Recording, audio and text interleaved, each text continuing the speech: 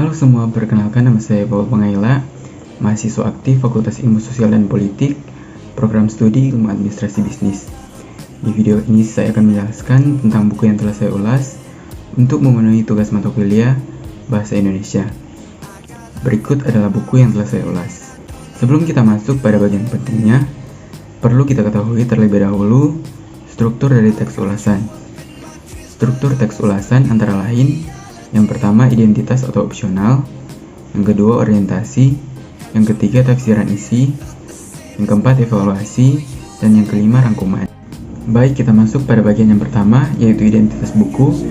Judul buku, Manajemen Sumber Daya Manusia. Penulis buku ini adalah Dr. Wilhelmina Rumawas SOS MSI. Penerbit buku Universitas Samratulangi atau Unsrat Press. Buku ini diterbitkan pada tahun 2018. Harga buku Rp135.000. Tidak terdapat hak cipta dalam buku ini. Berikut volume buku. Yang pertama, jumlah halaman keseluruhan berjumlah 175 halaman. Jumlah halaman angka Romawi berjumlah 3 halaman. Jumlah halaman angka bilangan berjumlah 168 halaman. Bahasa yang digunakan dalam buku ini adalah bahasa Indonesia dan bahasa Inggris. Warna sampul berwarna coklat muda dan putih. Nomor ISBN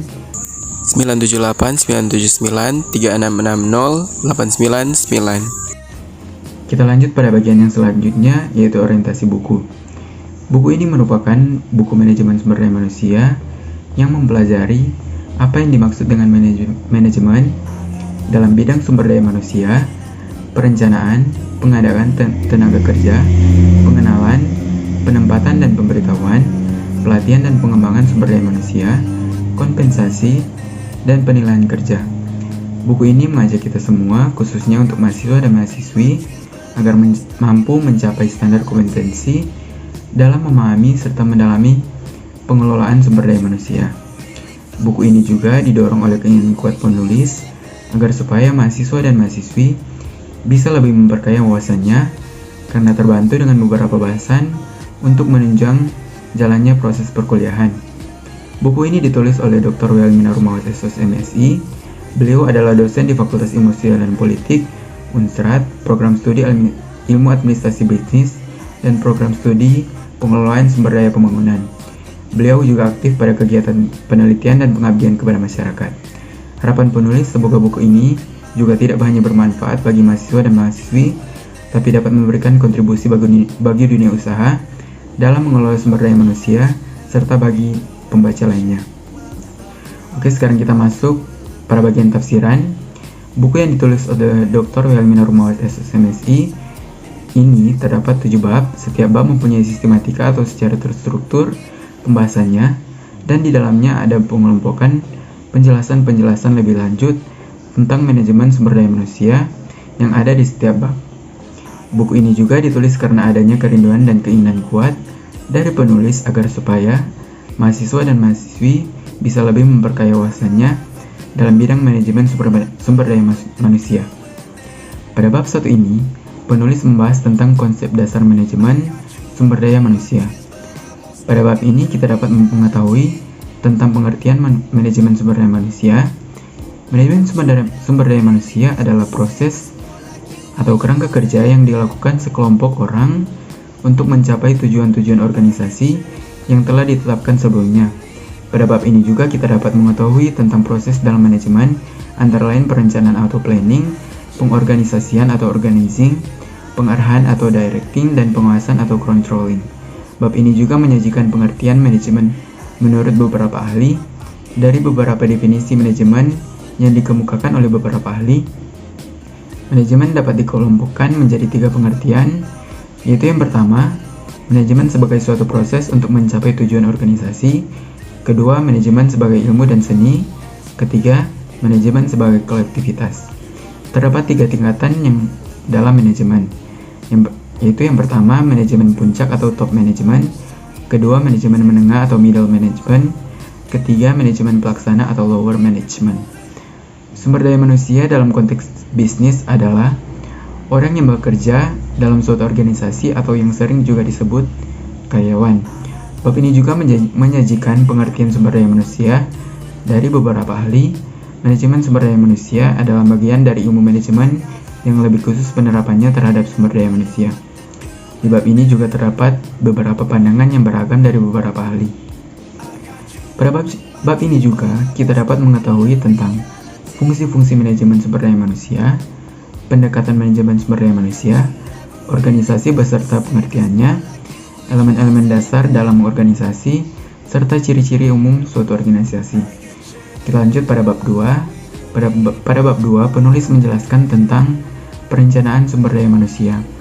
Pada bab ini, kita dapat mengetahui pengertian perencanaan sumber daya manusia yang antara lain merupakan suatu proses manajemen dalam menganalisis kebutuhan sumber daya manusia organisasi dalam menghadapi kondisi yang terus berubah. Bab ini juga mengajikan pendapat serta pandangan mengenai pengertian perencanaan sumber daya manusia menurut beberapa ahli. Pada bab ini juga kita dapat mengetahui tentang tujuan dan manfaat perencanaan sumber daya manusia, strategi perencanaan sumber daya manusia, proses perencanaan sumber daya manusia, penilaian eksternal dan internal, perkiraan permintaan dan penawaran sumber daya manusia, rekonsiliasi serta mengukur efektivitas sumber daya manusia. Pada bab 3, penulis memberitahukan tentang pengadaan tenaga kerja. Pengadaan tenaga kerja adalah kegiatan atau usaha untuk memperoleh jenis dan jumlah tenaga kerja yang tepat untuk memenuhi kebutuhan tenaga kerja dalam mencapai tujuan organisasi. Untuk menentukan kualitas dan kuantitas tenaga kerja yang dibutuhkan organisasi atau perusahaan adalah analisis pekerjaan atau job analysis, dan rancangan jabatan atau job design. Pada bab ini juga penulis menyajikan analisis pekerjaan beserta pengertiannya, tujuan analisis pekerjaan, kegunaan informasi analisis pekerjaan, tahapan proses analisis pekerjaan, metode-metode analisis pekerjaan, deskripsi pekerjaan, spesifikasi pekerjaan, perekrutan, serta seleksi. Pada bab 4, kita dapat mengetahui tentang pengenalan, penempatan, dan pemberhentian. Program pengenalan atau orientasi adalah kegiatan bagi karyawan baru dengan tujuan untuk mengenalkan lingkungan kerja baik, itu informasi mengenai perusahaan dan rekan atau kelompok kerja, serta tugas-tugas apa yang mereka kerjakan. Pada bagian pengenalan, kita juga dapat mengetahui tentang tujuan dan program pengenalan. Menurut Gaul, pada tahun 2014, penempatan atau placement adalah suatu pengaturan awal atau pengaturan kembali dari seseorang atau lebih pegawai pada suatu jabatan baru ataupun jabatan yang berlainan. Pemberhentian adalah tidak diperlakukannya lagi jasa seorang karyawan dalam hubungan kerja perusahaan sehingga mengakibatkan pemutusan hubungan kerja. Pada bab 5, kita membahas tentang pelatihan dan pengembangan sumber daya manusia. Mondi pada tahun 2008 mengemukakan bahwa pelatihan dan pengembangan atau training and development adalah jantung dari upaya berkelanjutan untuk meningkatkan kompetensi karyawan dan kinerja organisasi. Pelatihan memberi para pembelajar pengetahuan dan keterampilan yang dibutuhkan untuk pekerjaan mereka saat ini. Di sisi lain, pengembangan melibatkan pembelajaran yang melampaui pekerjaan saat ini dan memiliki fokus lebih jangka panjang. Pada bab ini juga kita dapat mengetahui tentang tujuan pelatihan dan pengembangan sumber daya manusia, faktor-faktor yang mempengaruhi pelatihan dan pengembangan, proses pelatihan dan pengembangan, metode pelatihan dan pengembangan, evaluasi pelatihan dan pengembangan manajemen, serta perancangan dan pengembangan karir. Pada bab 6, penulis membahas tentang kompensasi. Kompensasi adalah balas jasa yang diberikan oleh perusahaan kepada karyawan secara langsung ataupun secara tidak langsung. Biasanya kompensasi secara langsung berupa uang atau finansial yang diberikan atas pekerjaan yang telah diselesaikan. Sedangkan kompensasi secara tidak langsung berupa penghargaan atau non-finansial dari hasil kerja dalam hal pemberian tunjangan. Bab ini juga menyajikan beberapa pendapat dari beberapa ahli mengenai kompensasi. Tidak hanya itu, pada bab ini juga kita dapat mengetahui tentang tujuan manajemen kompensasi, komponen-komponen kompensasi, faktor yang mempengaruhi kebijakan kompensasi, keadilan dalam kompensasi, evaluasi pekerjaan, serta memberi harga atau nilai pada pekerjaan atau pricing jobs. Pada bab 7, kita dapat mengetahui tentang penilaian kinerja. Manajemen kinerja merupakan hal yang diinginkan baik dari pihak pemberi kerja maupun para pekerja. Kinerja atau performance dapat juga diartikan sebagai prestasi atau kerja atau hasil kerja.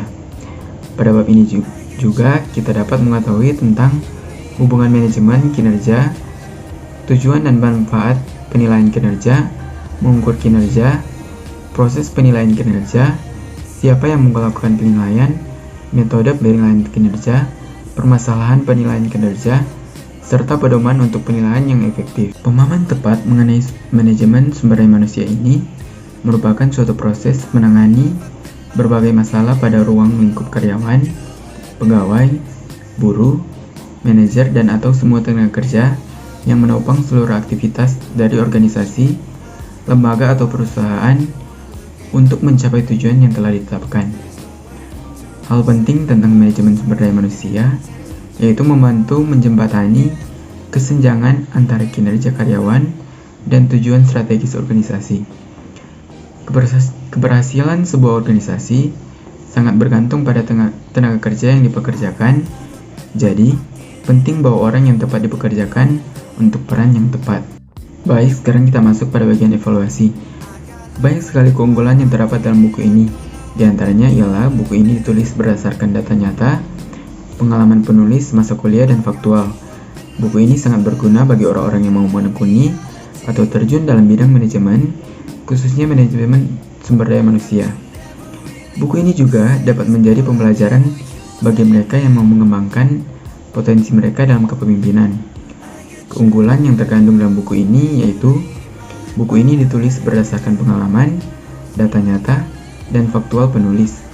Buku ini juga memberikan informasi secara rinci dan jelas sehingga pembaca dapat mengerti dan memahami tentang manajemen sumber daya manusia. Secara khusus, buku ini sangat berguna bagi mereka yang ingin menambah wawasan yang luas serta bagi mereka yang mau memulai karir dalam bidang manajemen. Kelemahan dalam buku ini ialah adanya beberapa kata di beberapa bab yang tidak jelas pengetikannya. Nah, sekarang kita masuk pada bagian terakhir, yaitu rangkuman. Buku manajemen sumber daya manusia ini sangat bermanfaat bagi mereka, yaitu bagi para dosen dan mahasiswa Fakultas Ilmu Sosial dan Politik, para praktisi di bidang ilmu administrasi, maupun masyarakat umum yang ingin mengetahui lebih jauh tentang manajemen sumber daya manusia. Karena di Indonesia banyak sekali influencer-influencer yang sukses di bidang administrasi maupun manajemen, khususnya di bidang sumber daya manusia. Oleh karena itu, banyak mahasiswa yang ingin terjun ke dunia bisnis untuk merintis karir mereka dan sebagai jalan kesuksesan bagi mereka. Walaupun buku ini memiliki sedikit kekurangan, akan tetapi isi dalam buku ini sudah sangat baik dalam menjelaskan manajemen sumber daya manusia, dan pemahaman buku ini dalam manajemen sumber daya manusia sangatlah luas. Itulah penjelasan dari saya tentang buku yang telah saya ulas. Mohon maaf jika ada kesalahan kata dan pengucapan. Terima kasih.